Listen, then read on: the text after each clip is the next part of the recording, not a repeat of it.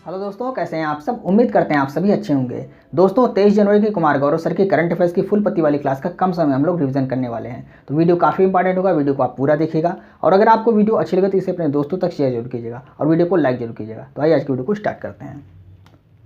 पहला प्रश्न है, हाल ही में चंद्रमा पर अंतरिक्ष यान मून स्नाइपर उतारने वाला दुनिया का 5वां देश कौन बन गया है। तो जापान दुनिया का 5वां देश बन गया है। जापान दुनिया का 5वां देश बन गया है जिसने अपना अंतरिक्ष यान मून स्नाइपर कहाँ पर उतारा है, चंद्रमा पर उतारा है। जाक्सा जो जापान की स्पेस एजेंसी है, इसके द्वारा सफल लैंडिंग कराई गई। किसकी? मून स्नाइपर जो चंद्रमा का मिशन है, किसका? जापान का। तो जाक्सा कहाँ की स्पेस एजेंसी है? जापान की स्पेस एजेंसी है। अमेरिका की स्पेस एजेंसी का नाम क्या है? नासा है। रूस की स्पेस एजेंसी का नाम क्या है? रॉसकॉस्मॉस है। और चीन की स्पेस एजेंसी का नाम क्या है? CNSA, ये चीन की स्पेस एजेंसी का नाम है, इसको आप नोट कर लीजिए। भारत की स्पेस एजेंसी का नाम क्या है? भारत की स्पेस एजेंसी इसरो है। अमेरिका की नासा है, इसकी रॉसकॉस्मोस है, चीन की CNSA है और जापान की जाक्सा है। सभी आप नोट कर लीजिए। तो जापान 5वां देश बन गया। इससे पहले पहली बार अमेरिका ने उतारा, दूसरी बार रूस, तीसरी बार चीन और चौथा देश भारत बन गया था। और 5वां देश कौन बन गया है? जापान बन गया है। लेकिन चंद्रमा के दक्षिणी ध्रुव पर लैंड करने वाला भारत पहला देश बन गया है, यह भी आपको नोट करना है। भारत ने भी पिछले साल 2023 में चंद्रयान 3 को भेजा था चंद्रमा के दक्षिण ध्रुव पर, तो ऐसा करने वाला भारत पहला देश बन गया था। चंद्रयान 3 को भारत ने कब लॉन्च किया था? 14 जुलाई को भारत ने चंद्रयान 3 को लॉन्च किया था और 23 अगस्त को सफलतापूर्वक चंद्रमा के दक्षिण ध्रुव पर लैंड कर गया था। आपको याद रखना है, जहां पर लैंड किया था उसको शिव शक्ति पॉइंट के नाम से जाना गया और 23 अगस्त जिस दिन लैंड किया था उसको राष्ट्रीय अंतरिक्ष दिवस के रूप में भी मनाए जाने की घोषणा की गई थी। सभी पॉइंट आपको नोट करना है। सोराक्यू रोबोट, तो यह जो भेजा गया है मून स्नाइपर अंतरिक्ष यान, इसके साथ सोराक्यू रोबोट को भेजा गया है। किस लिए? उद्देश्य क्या है? ब्रह्मांड के रहस्य को जानना इसका उद्देश्य है। सोरा का मतलब क्या है? जापान में उसको ब्रह्मांड कहा जाता है। जापान में सोरा का मतलब क्या होता है? ब्रह्मांड होता है। और क्यू का मतलब क्वेश्चन। तो ब्रह्मांड के क्वेश्चन या प्रश्न या जो भी रहस्य हैं उसको जानने का इसका उद्देश्य क्या है? ब्रह्मांड के रहस्य को जानना इसका उद्देश्य है। जापान के बारे में देखिए, टोक्यो ये जापान की राजधानी है। निप्पन या सुकुमारों का देश इसको कहा जाता है। इसका अदर नाम क्या है? निप्पन या सुकुमारों का देश इसको कहा जाता है। संसद क्या है? डाइट यहाँ की संसद है। और यहाँ के प्रधानमंत्री कौन है? फूमियो किसुडो यहाँ के प्रधानमंत्री हैं। मुद्रा यहाँ की क्या है? येन यहाँ की मुद्रा है। द्वीप कौन से हैं? तो होकेडो, होन्शु, क्यूशु और शिकोयू, ये 4 द्वीप हैं जिसमें से होन्शु द्वीप जापान का सबसे बड़ा द्वीप है। यह भी आपको नोट करना है। नेक्स्ट प्रश्न है, फोर्ब्स की रिपोर्ट के अनुसार स्वर्ण भंडार के मामले में भारत को कौन सा स्थान मिला है? तो भारत को 9वां स्थान प्राप्त हुआ है। भारत को 9वां स्थान प्राप्त हुआ है। पहले स्थान पे अमेरिका है, दूसरे स्थान पे जर्मनी है और तीसरे स्थान पे इटली है। इटली की प्रधानमंत्री कौन है? आपको कमेंट करके बताना है, काफ़ी चर्चा में थी। तो इटली की प्रधानमंत्री कौन है? आपको कमेंट करके बताना है। फोर्ब्स की रिपोर्ट के अनुसार स्वर्ण भंडार यानी कि स्वर्ण भंडार जो सोने के भंडार करने के मामले में भारत को कौन सा स्थान मिला है? 9वां स्थान मिला है। पहले स्थान पे अमेरिका, दूसरे पे जर्मनी, तीसरा इटली। आपको नोट कर लेना है। क्लाइमेट चेंज परफॉर्मेंस इंडेक्स, इसमें भारत का स्थान कौन सा है? इसमें भारत का स्थान 7वां है। क्रिप्टो एडॉप्शन इंडेक्स में भारत का स्थान कौन सा है? पहला है। ग्लोबल फायर पावर इंडेक्स में भारत का स्थान 4था है। वैश्विक नवाचार सूचकांक में भारत का स्थान कौन सा है? 40वां है। इंडेक्स से संबंधित सभी जानकारी आपको दी गई हैं। जो करंट अफेयर्स 2023 की रिवीजन कराई जा रही है, यानी कि 1000 प्रश्नों का रिवीजन आपको कराया जा रहा है 60 वीडियो के माध्यम से, उनमें इन सभी प्रश्नों के बारे में जानकारी आपको दी गई है। आप उस वीडियो को वॉच कर सकते हैं। सभी जानकारी आपको एक स्थान पर मिल जाएगी। उसकी एक प्लेलिस्ट बना दी गई है 2023 करंट अफेयर्स इंपॉर्टेंट प्रश्न 1000 प्रश्न, उसकी आपकी प्लेलिस्ट एक बनी हुई है। आप वहाँ से जाके प्लेलिस्ट में वॉच कर सकते हैं उसको। नेक्स्ट प्रश्न है, हाल ही में WHO से मलेरिया मुक्त प्रमाणन प्राप्त करने वाला तीसरा अफ्रीकी देश कौन सा बन गया है? केप वर्डे, ये अफ्रीका का तीसरा देश बन गया है जो मलेरिया मुक्त हो गया है WHO के द्वारा। Cape Verde.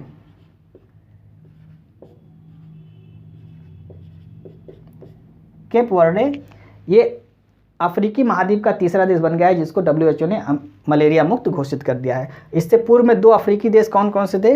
मॉरिशस और अल्जीरिया, ये 2 अफ्रीकी देश थे जिसको मलेरिया मुक्त घोषित किया गया था WHO के द्वारा। मॉरिशस की राजधानी क्या है? Port Louis. और अल्जीरिया की राजधानी क्या है? अल्जीरियस, ये इसकी राजधानी है। केप वर्डे, इसकी राजधानी क्या है? इसकी राजधानी प्राइया। केप वर्डे की राजधानी क्या है? प्राइया। यह भी आपको याद रखना है।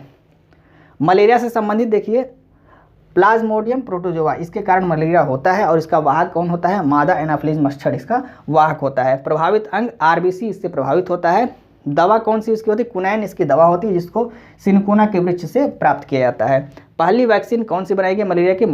मॉस्क्यूरिक्स, ये पहली वैक्सीन है मलेरिया की, आपको नोट करना है। बर्ड फ्लू का वायरस कौन सा है? H5N1, ये बर्ड फ्लू का वायरस है। आपको कमेंट करके बताना है H1N1 ये किसका वायरस है, आपको कमेंट करके बताना है। अगर आपको वीडियो अच्छी लगे तो वीडियो को आप लाइक कर सकते हैं और अपने दोस्तों को शेयर कर सकते हैं। आइए हम नेक्स्ट प्रश्न को डिस्कस करते हैं। चौथा प्रश्न है, फोर्ब्स के अनुसार विश्व की सबसे मजबूत करेंसी कौन सी हो गई है? कुवैती दिनार, ये विश्व की सबसे मजबूत करेंसी हो गई है।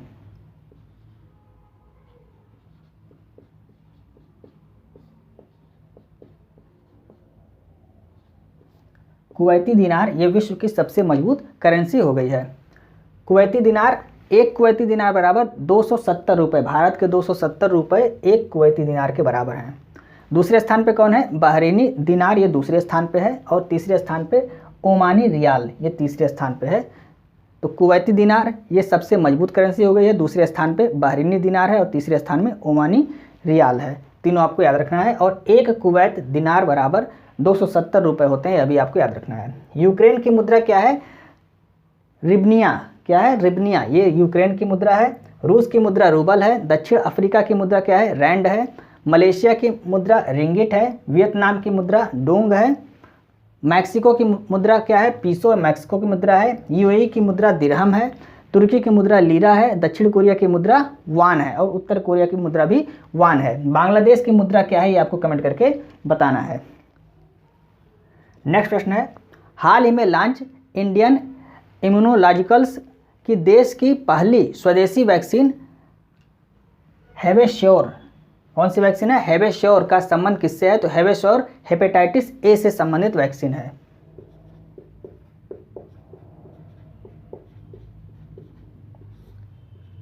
हेपेटाइटिस ए से संबंधित वैक्सीन कौन सी है? हेवेश्योर वैक्सीन है। किसने बनाया है? इंडियन इम्यूनोलॉजिकल्स कंपनी द्वारा इसको बनाया गया। ये कहाँ की कंपनी है? ये हैदराबाद की कंपनी है। 2 खुराक वाली यह वैक्सीन है।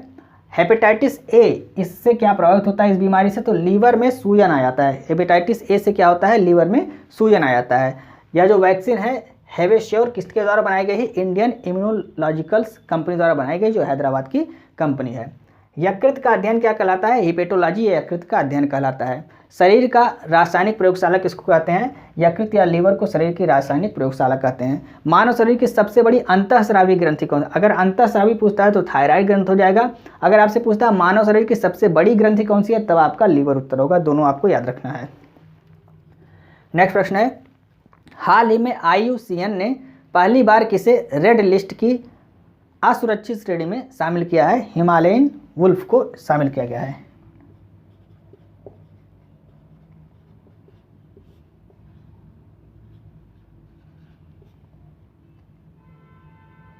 हिमालयी वुल्फ को रेड लिस्ट की असुरक्षित श्रेणी में शामिल किया गया। किसके द्वारा? IUCN के द्वारा इसको शामिल किया गया है। IUCN की स्थापना 1948 में हुई। मुख्यालय इसका ग्लैंड, स्विट्जरलैंड में इसका मुख्यालय है। और रेड डाटा बुक कौन जारी करता है? IUCN द्वारा इसको जारी किया जाता है। भारत, नेपाल, भूटान, पाकिस्तान में ये हिमालयी वुल्फ जो है ये पाए जाते हैं, यह भी आपको याद रखना है। लद्दाख का राजकीय पशु क्या है? हिम तेंदुआ, ये लद्दाख का राजकीय पशु है। किर्गिस्तान का प्रतीक चिन्ह अभी हाल ही में बनाया गया है, किसको? हिम तेंदुआ को किर्गिस्तान का प्रतीक चिन्ह बनाया गया है, यह भी आपको नोट करना है। तो किर्गिस्तान का प्रतीक चिन्ह क्या है? हिम तेंदुआ है। और लद्दाख का राजकीय पशु क्या है? हिम तेंदुआ है। संघाई कहाँ पर पाया जाता है, ये आपको कमेंट करके बताना है। संघाई ये कहाँ पाया जाता है, आपको कमेंट करके बताना है।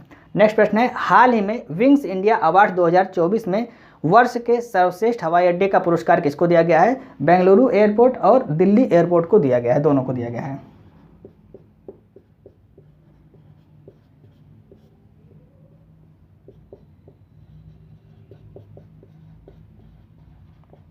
बेंगलुरु एयरपोर्ट और दिल्ली एयरपोर्ट दोनों को विंग्स इंडिया अवार्ड 2024 में वर्ष के सर्वश्रेष्ठ हवाई अड्डे का अवार्ड दिया गया है। विंग्स इंडिया की थीम क्या थी?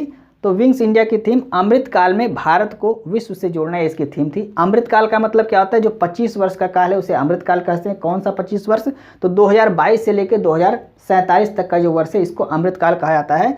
और विंग्स इंडिया की जो थीम थी वो थी अमृतकाल में भारत को विश्व से जोड़ना, इसकी थीम थी।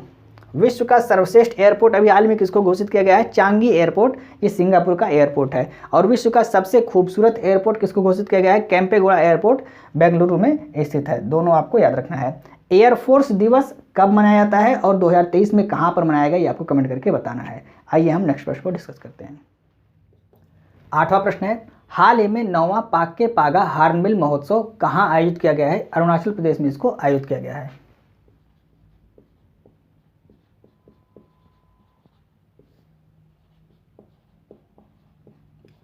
अरुणाचल प्रदेश में 9वां कौन सा संस्करण है, 9वां पाक्के पागा हार्नबिल महोत्सव, ये कहाँ पर मनाया गया है, अरुणाचल प्रदेश में मनाया गया है। हार्नबिल पक्षी के संरक्षण के लिए इस महोत्सव को मनाया जाता है। यहाँ के सीएम जो हैं कौन है, वर्तमान समय में पेमा खांडू हैं।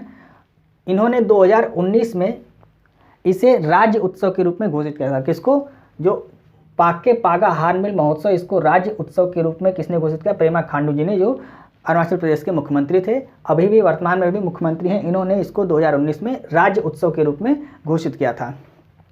त्रिपुरा, मणिपुर और मेघालय, इसकी स्थापना दिवस 21 जनवरी को इसकी स्थापना हुई थी। कब हुई थी, 1972 में इसकी स्थापना हुई थी। त्रिपुरा की मूल भाषा कौन सी है, कोक बरोक, ये त्रिपुरा की मूल भाषा है। कोक बरोक भाषा दिवस ये 19 जनवरी को मनाया जाता है। अरुणाचल प्रदेश के बारे में जानकारी देखिए, moaning national park, Namdapha national park, Diphu दर्रा, बोमडिला दर्रा, ये सब कहाँ पर है, ये सब अरुणाचल प्रदेश में है। तीजू दर्रा कहाँ है, ये आपको कमेंट करके बताना है। कमेंट आप क्या किए, चूँकि आपका कमेंट हमें मोटिवेट करता है। आइए नेक्स्ट प्रश्न देखते हैं। हाल ही में बिहार के बाद जातीय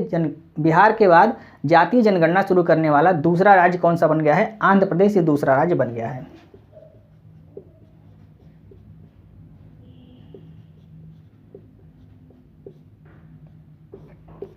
बिहार के बाद जातीय जनगणना शुरू करने वाला दूसरा राज्य आंध्र प्रदेश बन गया है। किसकी जनगणना होगी, तो SC ST OBC EWS की जनगणना यहाँ पर की जाएगी। इससे पहले किसने किया था, तो बिहार पहला राज्य था जिसने जातीय जनगणना की थी। उद्देश्य क्या है, सरकारी योजनाओं का सही व्यक्ति तक पहुँचाना इसका उद्देश्य, यानी कि सही व्यक्ति को सरकारी योजनाओं का लाभ मिल सके, इसके उद्देश्य के लिए जातीय जनगणना कहाँ पर कराई जा रही है, आंध्र प्रदेश में कराई जा रही है। दूसरा राज्य है जो जातीय जनगणना करा रहा है। स्टैचू ऑफ सोशल जस्टिस अभी हाल ही में कहाँ पर इसको बनाया गया है, विजयवाड़ा आंध्र प्रदेश में इसका उद्घाटन किया गया है। किसकी प्रतिमा है, डॉक्टर भीमराव अंबेडकर जी की प्रतिमा है। पहली जनगणना कब स्टार्ट हुई थी, पहली जनगणना 1972 में मयो के काल में स्टार्ट की गई थी। 10 की आधार पर जनगणना कब स्टार्ट हुई थी, आपको कमेंट करके बताना है। नेक्स्ट प्रश्न है, अयोध्या में निर्मित श्री राम मंदिर किस वास्तुकला में बना हुआ है, तो नागर शैली में यह बना हुआ है।